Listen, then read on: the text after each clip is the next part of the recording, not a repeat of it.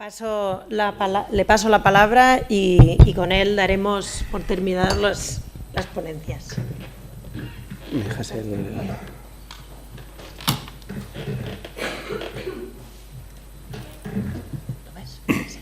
Sí. Ok. Bueno, pues acabaré yo la ronda. Gracias a todos por estar aquí, por aguantar la sesión y gracias por la invitación. Yo haré un repaso y un recorrido a lo que significa el material en base a una serie de ideas que también han ido saliendo aquí, que se ha hablado de que técnicamente no tenemos ningún problema y los materiales se conocen, técnicamente son avanzados, la instalación técnica, la construcción de edificios aparentemente no tiene ningún problema, pero la pregunta que yo me hago es, y a raíz también de lo que se comentaba anteriormente, prácticamente ninguno de los materiales que se están utilizando actualmente como materiales avanzados o no, como materiales tradicionales, no tienen las DAP. No sabemos ni lo que son, ni de dónde vienen, ni por qué están aquí. Sabemos que tienen unas características, pero nada más. Y si realmente queremos que estos materiales se apliquen, que estos materiales formen parte de este camino que nosotros queremos recorrer para que el edificio sea un edificio de energía nula, ya sea durante el uso, o ya sea en la construcción, o ya sea en la demolición, me da exactamente igual. Lo mínimo que tenemos que saber es qué son estos materiales, de dónde vienen y qué impacto pueden tener, para que de esta manera sepamos cómo seleccionarlos y cómo aplicarlos correctamente. Por lo tanto, me parece raro también que se hable que el arquitecto tiene que saber dónde construye. Es que el diseñador industrial, si no conoce al usuario y no sabe para quién diseña el teléfono o la botella de agua o el coche o la bicicleta o tal, es que el producto no tiene sentido en el mercado. Me parece raro que en el año 2014, en un debate como el que estamos aquí, se hable de que el arquitecto tiene que saber dónde construye y se construye a norte, a sur, o si hace calor o si hace frío, o si es un país mediterráneo o no. Es que... vamos, me parece raro. Y por lo tanto, quiero empezar con esta imagen en la que el hombre necesita lo que vemos aquí. El primer teléfono ya no nos gusta, el segundo simplemente desde un punto de vista romántico, a lo mejor nos gusta tenerlo en casa, el tercero cambia de año en año y lo que queremos es el cuarto. Queremos un teléfono flexible, si es posible de grafeno, táctil, fotovoltaico, transparente, que me lo pueda poner como reloj, etcétera, etcétera, etcétera. Esto es lo que queremos. Y por tanto, el hombre tecnológico va a buscar esto y sobrevive aquel que es más fuerte, que es más poderoso, llámalo X, pero realmente el hombre tecnológico busca esto. Y vivimos en este contexto tecnológico y esta es una realidad que queremos y por lo tanto, si la queremos, negarnos a ella seguramente nos genere algún tipo de problema. Por lo tanto, no neguemos esta evidencia y sin embargo trabajemos para que esta evidencia se convierta en una evidencia, pues como hace la naturaleza, biodiversa y sostenible, consumiendo la energía que necesita, pero biodiversa y sostenible. Por lo tanto, para jugar a este juego de los materiales, pues tenemos la tabla periódica y yo que soy químico, pues es una de las cosas que más me apasiona y más me gusta, la tabla periódica. Y en la tabla periódica hay muchos elementos, muchos, pero uno de ellos es súper importante, es el carbón, es el elemento de la vida. Prácticamente todo lo que nos rodea está hecho con el resto de elementos, con algunos pocos de los otros elementos. Con carbón estamos hechos nosotros, somos de plástico, y con carbón seguramente planteemos el futuro cercano que está llegando, ¿vale? Pero muchos materiales. Estos materiales, como vemos aquí, en los años 80, para hacer este teléfono necesitábamos solo 11 elementos, para hacer un teléfono parecido, no este mismo, ¿de acuerdo? En los años 90 se añadieron 4 elementos más, pero ahora mismo necesitamos mínimo unos 45 elementos de la tabla periódica para construir este teléfono y para que haga todo lo que queremos que haga, porque queremos que lo haga y porque nos sentimos cómodos, nos sentimos felices y esto en principio es sostenible. Muy bien, Para extraer estos elementos, pues lo que sucede es que cada día pues no encontramos, antes íbamos a un río y encontramos pepitas de oro, si había suerte, o íbamos a una mina y encontramos un filón, si también teníamos suerte. Ahora no.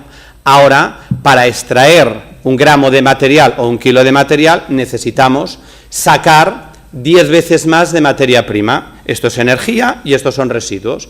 Y por tanto, esto es un problema y por tanto tenemos un crecimiento exponencial en cuanto a la necesidad de estos materiales, pero tenemos lo mismo, un crecimiento o un decrecimiento que me dice que de la misma cantidad de materia que yo extraigo, materia prima, puedo extraer 10 veces menos de producto. Y esto nos lleva a pensar, todos sabemos que de 1 tonelada de móviles podemos sacar más oro que de 5 toneladas de materia prima que encontramos en una mina. Por tanto, hemos de empezar a pensar que la mina, pues seguramente está en el basurero o está en algún otro lugar que no es bajo tierra o en los ríos.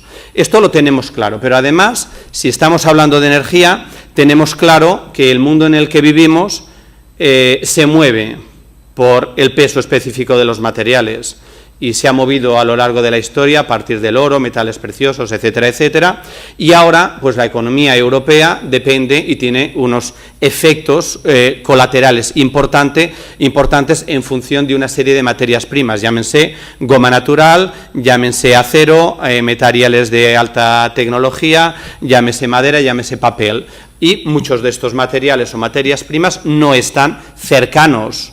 Queremos que todo esté al lado de casa, queremos trabajar al lado de casa, pero a veces este al lado de casa pues no lo tenemos y por lo tanto el material seguramente tenga que venir de otro sitio. De hecho, la Comunidad Europea lanza una lista con las 20 materias críticas, ¿de acuerdo? Y además dice que estas materias críticas que hablan del desarrollo tecnológico del país, del continente, del mundo en el que vivimos, pues tienen un riesgo de suministro muy importante. Y qué casualidad que estas materias primas o estos materiales que más importantes son los que actualmente más riesgo de suministro tienen. Y además, estos elementos en general, actualmente, ya veremos si en el futuro o no, se están utilizando para generar energía limpia, energía verde, ¿de acuerdo? Y hablamos de energía verde en un híbrido eléctrico, en un aerogenerador, en una fotovoltaica o simplemente en una planta nuclear o simplemente en un LED, porque un LED al final es una materia que está formada por componentes de tierras raras y estos componentes de tierras raras, pues bueno, son lo que hemos visto aquí, un pequeño problema.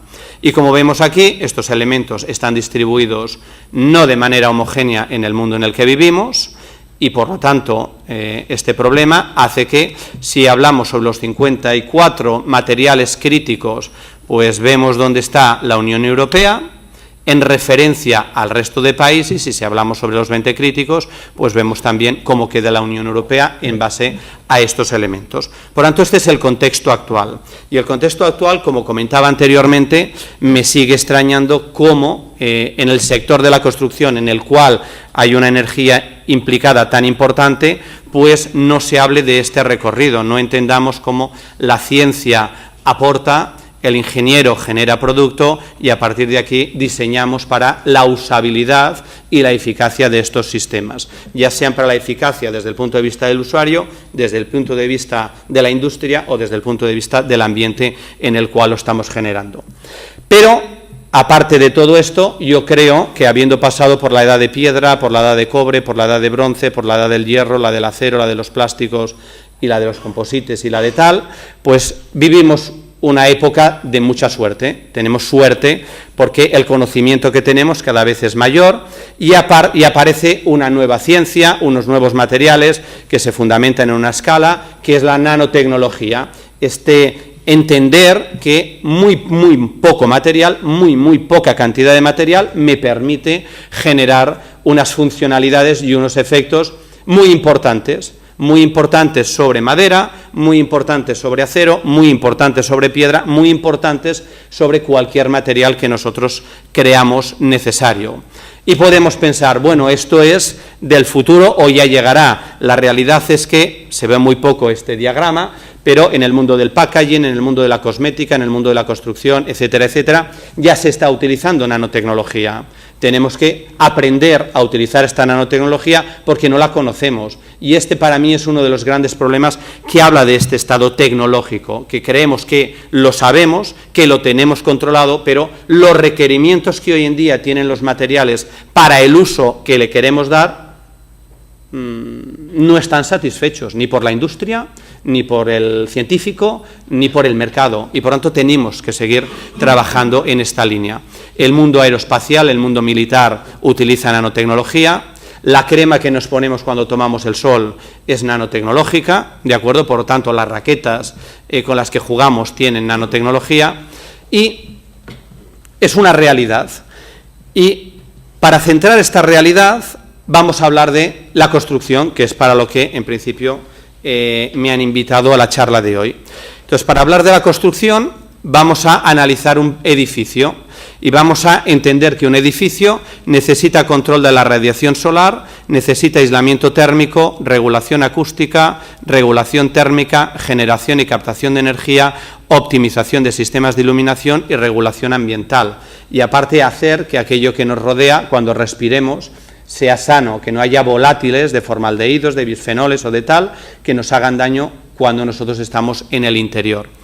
La realidad dice que para cada una de estas necesidades que tiene el edificio hay varios materiales, 5, 10, 15 materiales tecnológicos que mejoran o que ayudan a que esta necesidad se cumpla de una manera eficaz. Esta es una realidad. El material está, hay una empresa que lo vende, nosotros podemos comprarlo, hay arquitectos que lo instalan, pero sin embargo el arquitecto o la ingeniería genera un informe que me habla del impacto de los consumos del edificio, que me habla del ciclo de vida del edificio, pero lo hace sin tener en la mano esta información ambiental, porque para esta mayoría de productos no existe.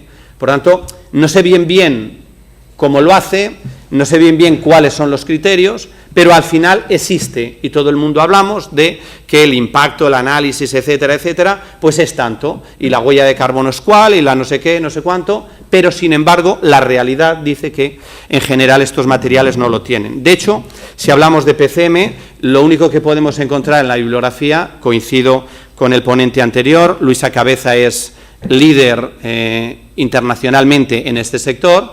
Si queremos buscar el impacto ambiental del PCM, creo que el único artículo que hay publicado en una revista científica es de ella, y el resultado del impacto ambiental fuera del uso es pésimo, es decir, el uso de este PCM, el impacto ambiental es demasiado elevado. No contemplamos el uso y por tanto no nos preocupa, porque si luego la eficacia, la eficiencia en el uso con el hormigón y tal es bueno, pues lo compensaremos, pero la realidad me empieza a hablar de este camino y por tanto empiezo a ver materiales que incorporan aerogel en el interior para mejorar el aislamiento térmico, haciendo que pase parte del visible y haciendo que la estructura sea muy ligera. Mismo tipo de materiales que aparte pueden incorporar el famoso PCM, que vemos cómo en función de la temperatura va cambiando de estado de líquido a sólido y por tanto mejorando muchísimo la inercia térmica en función del rango de temperaturas que nosotros queramos hacerle trabajar. Esto es material comercial que podemos encontrar sin demasiados problemas. Podemos utilizarlo en el interior para hacer que, si esta sala está preparada para 20 personas, el día que haya 40 no necesite utilizar el aire acondicionado, porque el material es quien me va a absorber la energía térmica extra generada por las personas que han llegado a la sala, ¿de acuerdo? Existe el material, lo tenemos claro. Ahora está muy de moda meter en el hormigón o en las baldosas. De hecho, la ciudad de Barcelona, en la Diagonal o en Paseo de Gracia, Escofet va a poner este tipo de material con elementos fotocatalíticos, materiales que descontaminan el aire para que cumplamos Kioto de manera más eficaz, porque si el tubo de escape genera óxidos de nitrógeno, el material los descontamina.